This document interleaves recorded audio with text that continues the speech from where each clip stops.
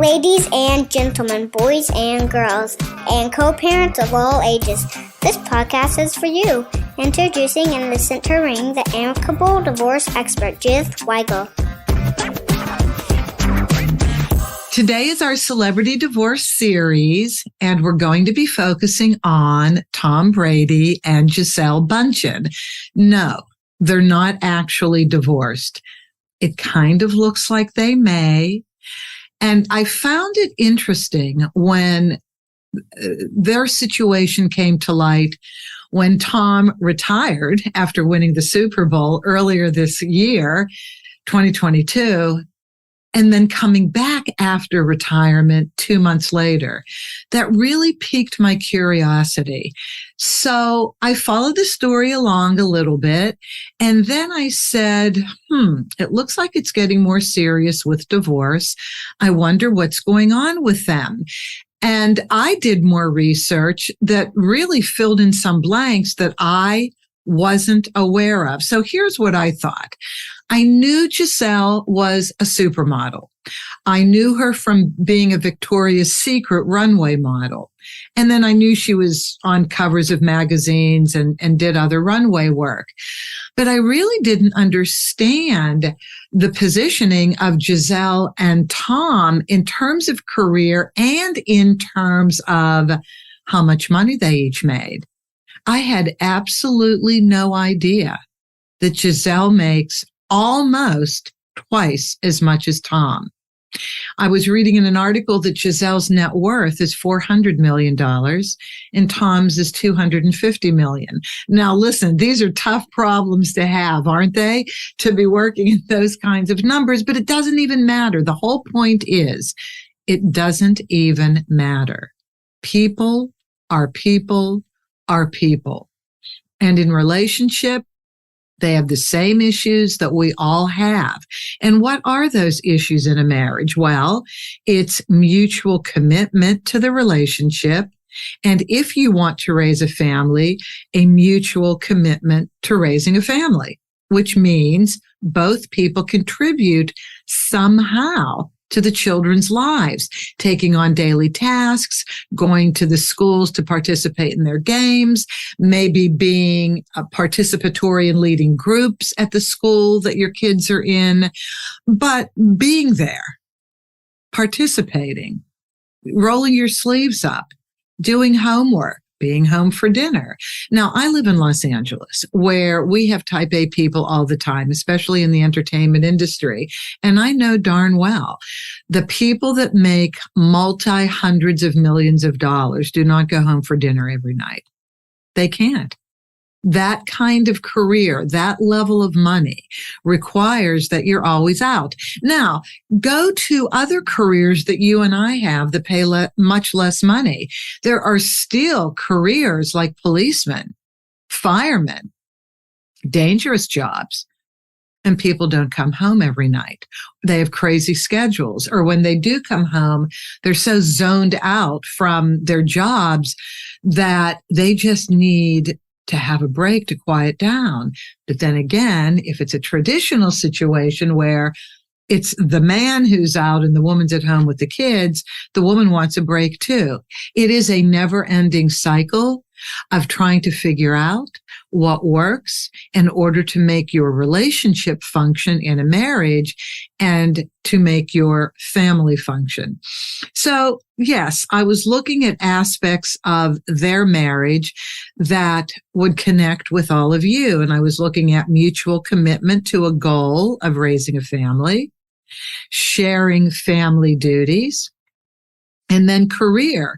Is this going to be a 2-career household with one career more public, taking precedence or making more money? Therefore, that person simply works and comes home, changes clothes, eats, goes to bed. Or is this going to be a 1-career household? Regardless, there has to be a balance and a commitment to how these careers are going to be enacted and how raising the family is going to take place as well. And I think it's an ongoing struggle. When you're in a 2-career family, it's an ongoing struggle, even if you're in a 1-career family. And the person who has the career, it's so demanding. That person is traveling. That person may be a celebrity, and therefore you have to do all these other events. I mean, it gets crazy, right?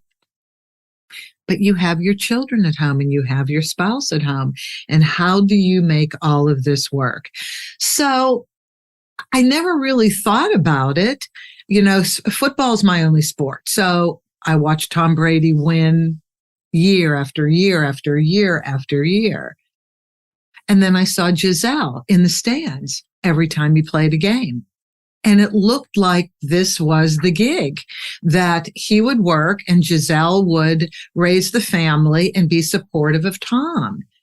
When I dug a little further and saw that she had amassed a $400 million fortune to Tom's $250 million fortune, again, I mean, these are both great fortunes, but the point is, I thought, was Giselle sublimating herself? How did that work out?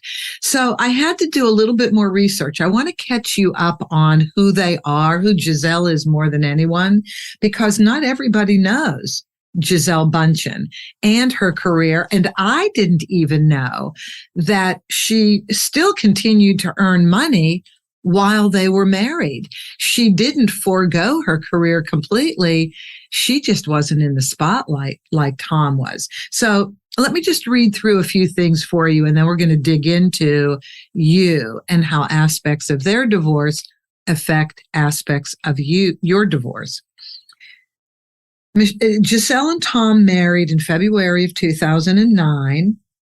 They have 2 biological children, Benjamin Rain, 12, and 9-year-old daughter, Vivian Lake. Now, Tom has another son by a previous relationship, and that son was born very close to when he and Giselle met. So Giselle has been a step parent for all this time, and hats off to her for doing that too. That's a big, big job. One of the Bundchens' biggest marital gripes was how she continuously sacrificed for Tom's NFL career, which seems to take priority. And this tiny but mighty comment suggests that this rift is still very much present in their relationship. And the comment was about her doing her part. Here's the comment. It's from Elle magazine in September, so just last month. I've done my part, which is to be there for Tom. I moved to Boston, and I focused on creating a cocoon and a loving environment for my children to grow up in and to be there supporting him and his dreams. So what Giselle did, I don't really know where they moved from. It doesn't matter. They moved to Boston so that he could play many, many years with the Patriots. And whatever Giselle was doing in her career, I guess she could do from different cities. That's fine. And you're going to find out in a minute as I read a few more excerpts. But the whole point of this statement is she wanted her and their children to be supportive of Tom's career, even though this woman had amassed a bigger fortune than him. This was still important to her. Money was secondary, and supporting her husband was primary, and having her children support their father was primary. Recently, there was a life coach named Jay Shetty, and he posted a quote that read, "You can't be in a committed relationship with someone who is inconsistent with you." And this book apparently is going to be coming out. The book is titled 8 Rules of Love, and it's all about how to be in a committed relationship. And as you know, if you're listening to this podcast, you're in a relationship. Hopefully you attempted to be committed. Things turned out that forced the relationship to evolve and evolve out of the relationship. But still, if you have children, you will always be a family connected by your children. So here's a little bit more about Giselle. According to Celebrity Net Worth, Bundchen is worth $400 million, which is almost double what her husband Tom Brady is worth, which is $250 million, and he has a $30 million salary with the NFL. She was named by Forbes magazine as the highest paid model in the world for the 14th year in a row in 2016, beating models like Kendall Jenner and Gigi Hadid.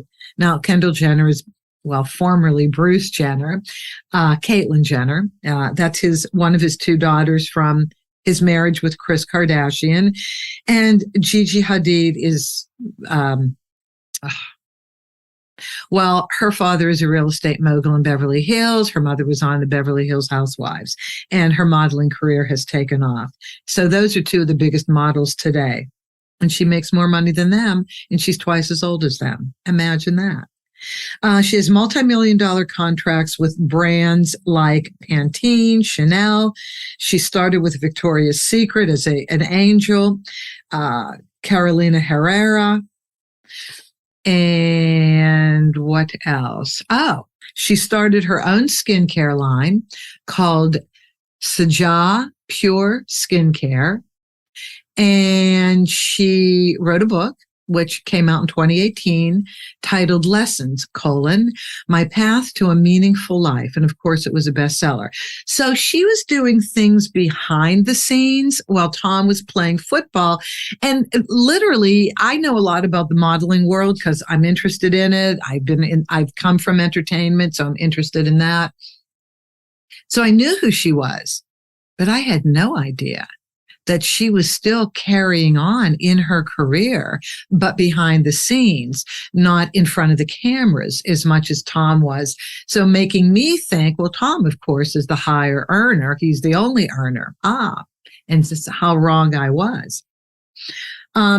Insiders say Brady and Bundchen are living apart as the Tampa Bay Buccaneers quarterback is on the hunt for his 8th Super Bowl ring.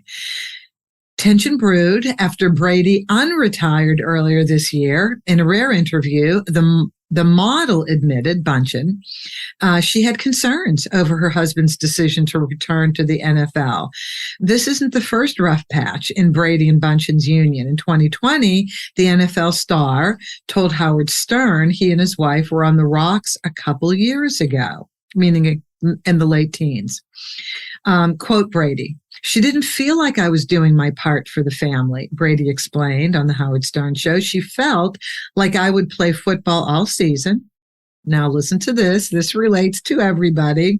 "She felt that I would play football all season and she would take care of the house." Okay, with 8 million housekeepers, but she was in charge of all the 8 million housekeepers.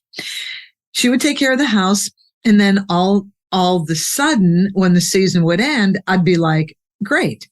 Let me get into all my other business activities. Let me get into my football training." And she's sitting there going, well, when are you going to do things around our house? When are you going to take the kids to school and do that? Well, do you not have these conversations with the other parent being more participatory? Many of you do. Lucky if you don't, but many of you do. Bundchen wrote Brady a heartfelt letter saying she was unhappy most recently. The athlete said he kept the letters. Oh, no, not recent. The athlete said he kept the letter and still reads it. The two attended marriage counseling. I guess this is back a few years ago when he was on the Howard Stern show. So he recently retires after the 2022 season. I'm continuing to read. Although, this is interesting. I mean, who wouldn't figure that he had a lucrative broadcast job waiting for him with Fox Sports or with anybody? So I kind of figured that when he was going to retire, he would go into broadcasting because, I mean, how could he really retire? He is football. That is his life. That is his identity. And this is really important. This is his identity. And people's jobs are their identity. And what do you do when you put everything you have into a job that's so prominent and so integral to the fabric of life? and in this case, American life with Tom Brady, but life in your city, life in your town, life in your country. What do you do when your identity is so wrapped up into your job, and then at some point the job has to be over? I mean, he is 45 years old. Amazing that he has kept himself in such physical shape and mental shape. And, the gods are certainly smiling on him that he was able to keep healthy externally, too. I mean, I know he was on a strict regiment diet and exercise, and his mental prowess is focused. I mean, I don't know what he does for that, but I mean, this man is a well-oiled football machine. But what do you do when that's over? Well, I figured the broadcast career would kick in, and that would satisfy him as well, because people look up to you as an ex-ball player, pro ball sportscaster, Troy Aikman. People love him, many others. Now, this is interesting. Something else that I read in this article, and that is whether his announced break from the Buccaneers to retire was an attempt for him to salvage his marriage. Well, maybe that could be. And then he went back into it. And then she didn't turn up for the games. And this was really important to me. And this is what got me thinking about doing a piece on their divorce or their marriage, which looks like it may end in divorce. That's what really got me to thinking, because she showed up for every single game. Moved to Boston, moved to Tampa. She and the kids were there all the time, and this man was flying high. Then he retired, and I read articles that said he retired not because he was getting older, but to spend more time with the family, because how many more years do you really have? You're 45. I mean, honestly, who else played until they're 45? I don't know anybody. But then to unretire, that was such a huge red flag to me. And working in the field of divorce, that's when I started reading more about it. It was fascinating that things happened very quickly once he unretired. Giselle was in a different house. Articles came out. She was photographed without her wedding ring, and she has an Instagram account, and she was on Instagram without her wedding ring. Pretty interesting. And Tom wasn't at all the practices. I don't know that he played in the preseason games. Absent for 11 days for personal matters from giant training. And he started losing. This season has turned out completely differently than he expected. He's losing. I don't remember him ever having a losing season, losing more games than he's won. I really don't remember that. And so I started doing more and more research and more thinking about this. And I was thinking, okay, so Giselle, little did I realize, continued to work, but probably not at the level, obviously, as she was when she was modeling. Yes, she has income streams, obviously invested well, because the net worth is still more than his, and he's actively working in front of all of us. But the conclusions that we draw, the conclusions I drew when I saw him, of course, on TV every single week for, I don't know how many months, 5 months, 6 months, football season, August through January, ending with Super Bowl in February. And her in the stands, I just looked at it as he out-earns her and he'll take the lead, and she's happy to raise the family and become a traditional wife. And how wrong I was, wasn't I? Bundchen noted, I'm going back to finish reading, we only have a little bit left. Bundchen noted the occasional stress placed on their marriage by Brady's decision to continue playing in the NFL into his mid-40s. Quote by her, "Obviously, I have my concerns. This is a very violent sport, and I have my children, and I would like him to be more present. I have definitely had conversations with him over and over again, but ultimately, I feel that everybody has to make a decision that works for them. He needs to follow his joy, too." Now, isn't that interesting? And recently said he needs to follow his joy, too. Well, here's what I'm looking at in their marriage and relating it to you and your marriage and why you might be getting a divorce. And for those listening who are maybe thinking of getting a divorce, think about these things. First of all, everybody struggles with having a career and raising a family. Either one spouse works and the other raises the family, or both spouses work and one spouse raises the family. It's true, isn't it? It's a rare family in which both parents work and both contribute equally to raising the family. Very, very rare. Either because one person's job takes them out of the house all the time, or one person's just better at it. You know, just because you want to have kids doesn't mean you're able to be a parent 24/7. It doesn't mean that. But at least a parent sometimes, maybe. That's important. Okay, so aspects to a relationship that make it strong. This is where I want to go. Mutual commitment to a goal of raising a family, and it has to be a two-party commitment to raising a family. It's one. Number two, sharing family duties. You simply just have to do it. One person cannot be the only person that does the family thing, that does everything. Now, if you have a household where one person works and it is decided that the other person will raise the family, yes, that person's going to do a whole lot more work in raising the family. That person's going to be a professional parent, and they should have business cards saying professional parent, because to be a professional parent, it's all day. It doesn't end. You never go home from the office.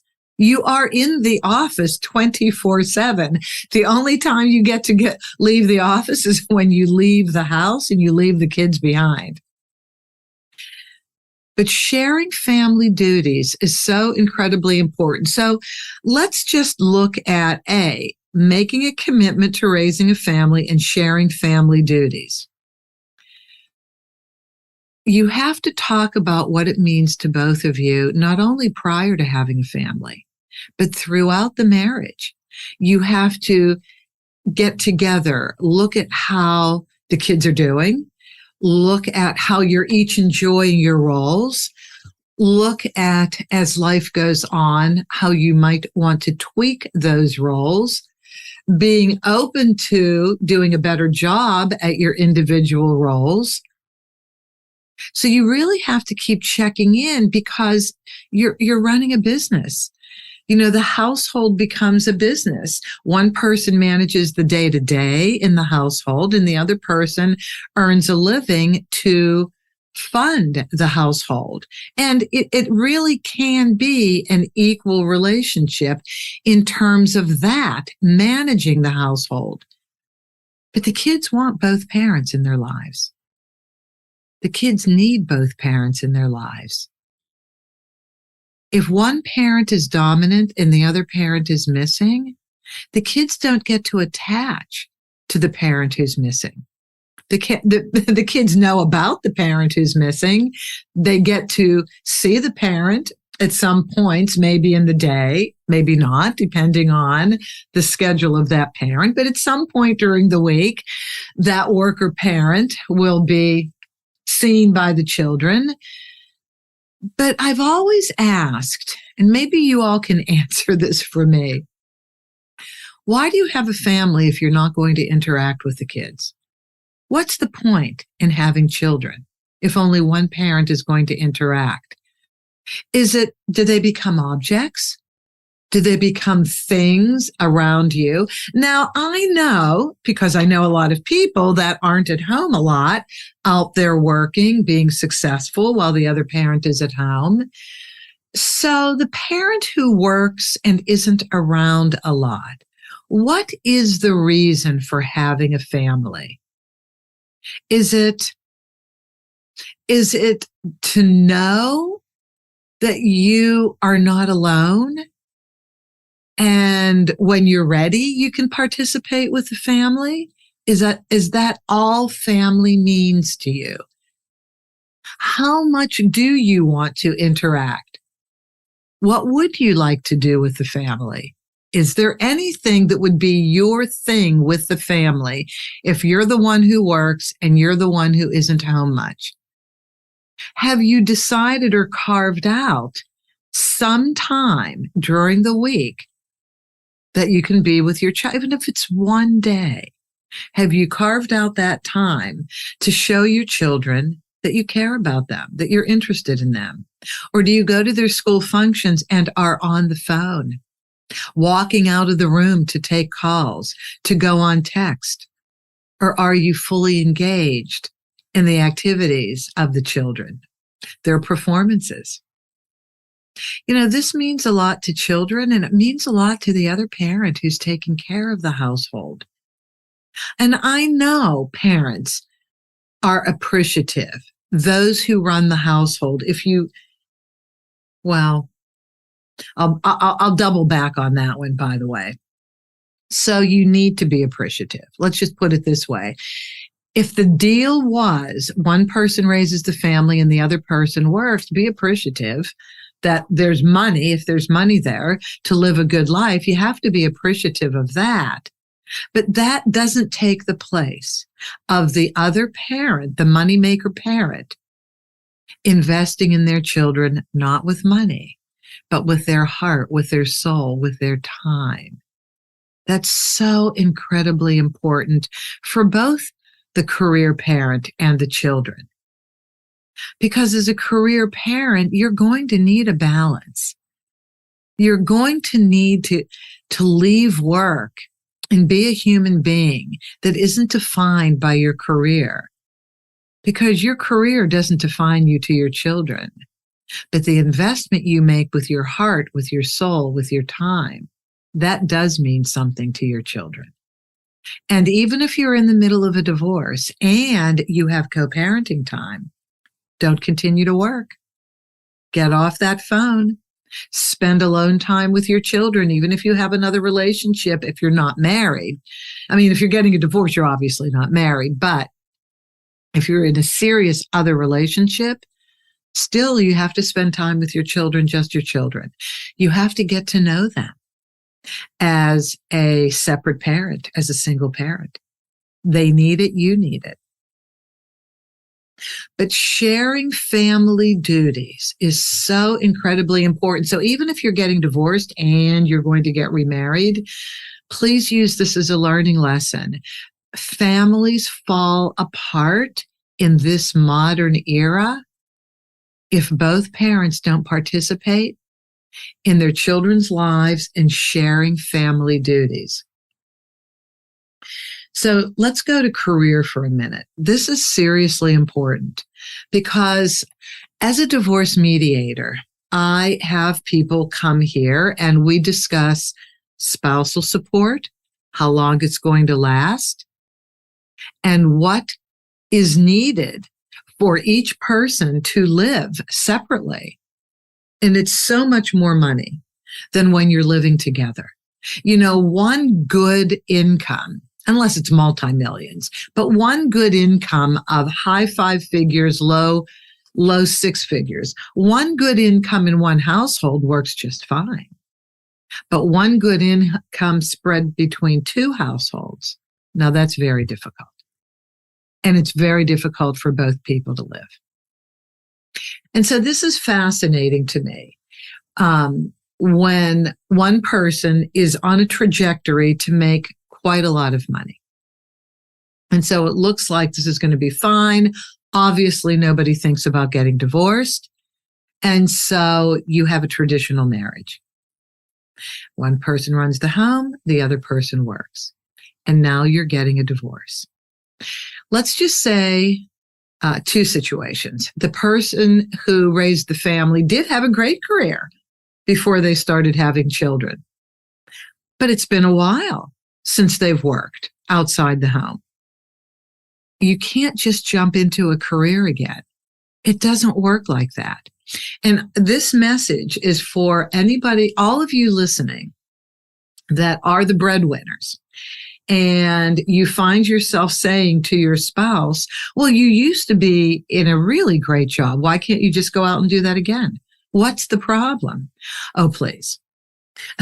The problem is once you've left the workforce for a while, it ain't that easy to get back into it. Even if you're young, even if you're a millennial, even if you're in your mid-30s. Let's just say you haven't worked for 10 years. That's a hell of a long time in this day and age not to be working.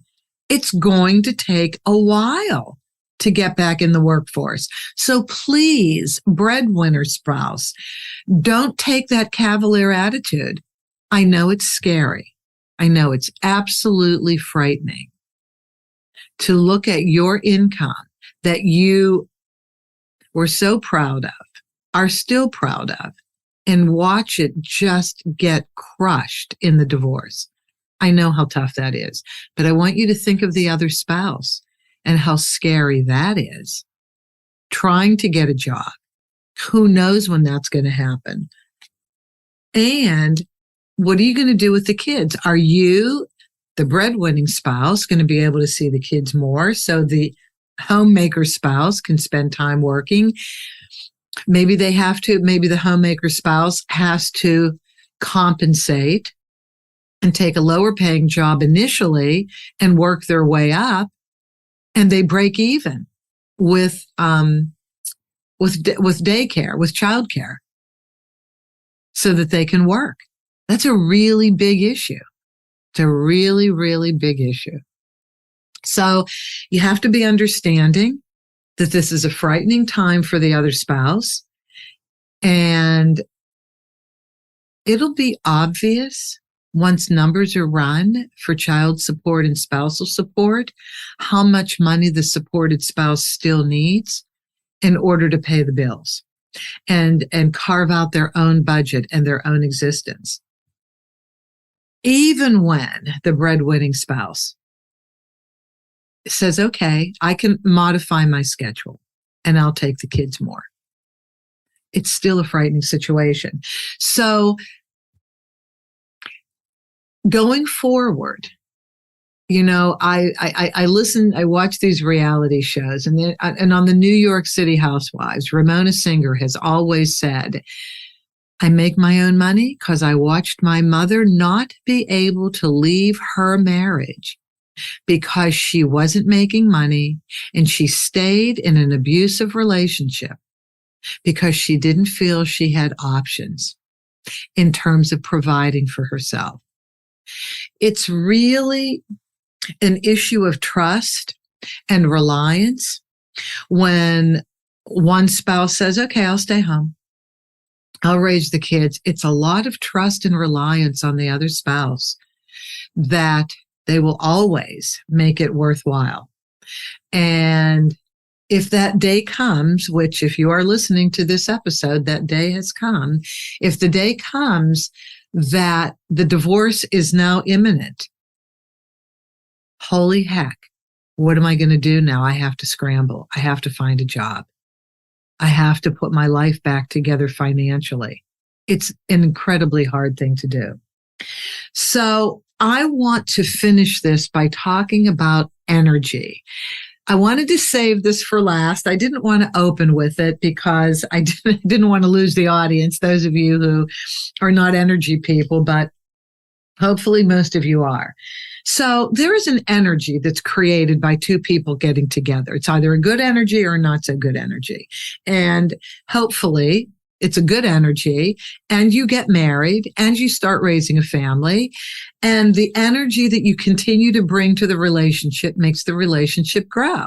But in order to make that happen, both spouses have to respect one another. Both spouses have to pitch in, do their part, not space out of the relationship, not become single focused and want to make the relationship all about them. Tom and Giselle. I have a feeling the relationship became all about Tom. And, depending on what the work is, there's TV cameras in your face all day long.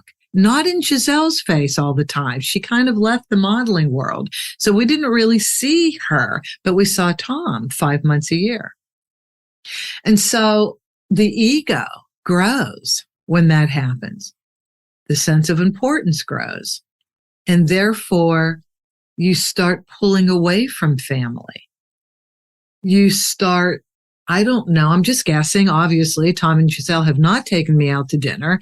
So I don't know everything from their end. I'm just kind of paying attention and reading and watching and piecing things together. And if I thought Giselle really didn't have a career, I bet a lot of other people thought that. And I wondered how that hurt her. I wondered if that mattered to her. She was in the spotlight too as a model. I wonder what she had to go through to leave the spotlight and raise a family. Maybe she absolutely loved it. She obviously kept herself in good shape. They both did. So if she wants to go back into modeling, she can. But she has these other business interests too. So that tells me she's very entrepreneurial and she has a heck of a lot of energy. But Tom was the one we knew. And I wondered how that changed him. And did that change him to the point where his job was more important and he didn't participate in family activities, thereby changing the energy of the relationship until it was out of balance, out of whack, therefore causing dissonance. And if it is true that they went to marriage counseling throughout their marriage, and why wouldn't they? They're high profile people. You kind of need a gut check. You kind of need somebody to help you stay in the lane of your marriage, stay in your family lane and not get too far out of it. So good for them that if they were having problems, that they went to therapy and stayed together this long. I think that's pretty commendable. But I go back to the energy that we create by the commitment that we make, by the commitment that we keep, by participating in family duties, and by supporting each other in what they do. So the reason that piqued my curiosity to do a little bit of an episode on Tom and Giselle is Tom's season is miserable and Giselle's not in the stands. And I am wondering if Tom didn't realize that he needed her there, that her commitment to him, her support of him was so important, and his children being there too was so important that he sacrificed that to go back to work. Or is that snippet in one of the excerpts that I read that he went back to the NFL because the marriage had irrevocably broken down. So what the heck? Why am I retiring? If we're not going to be married, I may as well go back to work. But why didn't he go into broadcasting? That's the question I cannot answer by reading everything. And I've read a lot. Why didn't he go into broadcasting? It's still very time consuming. There's travel attached to broadcasting, but I bet it's less grueling than actually playing the sport. You certainly don't get hurt broadcasting like you do playing football. So there's always that. So if you're in dangerous lines of work, like I mentioned earlier, police work, firemen, contractors building homes, buildings. I mean, there's so many, even the TV guy going up on the poles, that's dangerous. There are a lot of different types of very dangerous work that we do. And therefore, that can cause stress on the family, having very dangerous work that people do.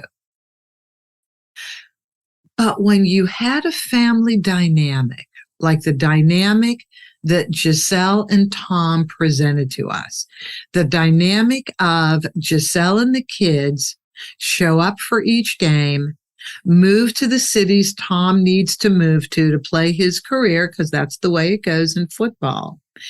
Once that dynamic changed, how does that affect your performance, whether it's football, modeling, or working at Macy's, whatever it means? You have to focus on your job. You have to put everything into your job to do your job well. Like, there's this concept in corporate America called presenteeism. I was doing a speech on this, so I researched this, and this kind of applies to Tom. That's what I was thinking as well. So presenteeism is a concept meaning that you are physically at work but mentally checked out. You are there, but you are unproductive. And it's due to chronic physical or emotional pain. And divorce, pending divorce, the breakup of a relationship, huge dissonance in a relationship will get you to be unfocused. And now, oh my God, unfocused in a football game? Unfocused with TV cameras in front of you? Unfocused as you're getting $30 million? Oh my, that's not a good situation to be in. And your life is playing out in front of America and the world. And Tom's often been quoted as saying, hey, cameras are in front of us all the time. You just have to deal with it. Well, if any of you who are sports fans, and if you've been reading the articles I've been reading and watching the games and watching Tom lose his cool a lot this year, I still go back to distracted. Presenteeism. Physically there, mentally checked out, as if Tom Brady could ever be mentally checked out. But, you're just off your energy game. And so I say to everybody, if the marriage has broken down irrevocably and you are going to get divorced, you're in the middle of divorce and there's no turning back, you can still change.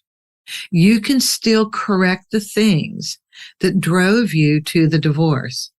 You can be the participatory parent that you never were. You can still do that. And if your soon to be other spouse gives you shit about it, don't listen. Be the participatory parent. Do it. Dig in. Say, I'm sorry, but life goes on. These kids are still my kids, and I am learning from my mistakes. That's a big one. I am learning from my mistakes, and I want to be a better parent. I am so sorry it didn't work out in this relationship, but I really want to be a better parent. So you can still do that. And if you get into another relationship change, commit to family activities, be there, don't commit to what you can't do, check in all the time, revisit the relationship, see what's not working, look at what is working, and both be prepared to modify the relationship in the way that it needs to be modified. And if you are the Giselle in your relationship, you altered your career, because she didn't actually really leave, but she altered her career big time to support her husband's career. Great, lovely. And I don't think she regrets that too much, because she, as an entrepreneurial person, still continued to do things, wrote a book, developed a skincare line, and more than likely she did a few little modeling gigs, a few little runway things along the way, maybe a fashion magazine cover. But if you're the parent that really took care of the family, don't give your soon-to-be ex shit about, oh, now you're going to contribute. Now you don't do that. Don't do that. It's a shame the marriage broke down. Don't do that. Let that person step up. Let the divorce be the impetus that makes your soon-to-be ex-spouse a better parent. It's really, really important because it's really for the children's sake more than anything. It's for the children's sake. And if you're listening to this podcast, this episode, and you're not quite married, or you're just at the beginning of the marriage, you don't have children yet, and you're talking about raising a family, giving up your career, have a plan B. Have a plan B. Have a plan that allows you to jump back into the workforce if you have to. Don't completely leave. I don't know. I kind of think that you are taking a giant risk if you completely give up your career. But that's just me. I mean, people take this risk all the time, but at least if you have a spouse that when it's time to get divorced says, okay, you know what? You gave up your career. I'm going to step up. I'm going to do everything I have to do with the money that I make to make sure we're both okay and our kids are okay. And I want to be patient, and I want you to develop the career that's right for you. Okay, so I haven't heard too many people talk like that, but I wish I would hear more.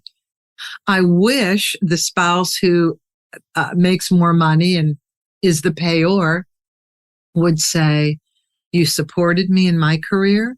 You supported me in my dreams. You raised the family so I could continue to grow in my career. I am so very sorry it didn't work out. But I want to support you now.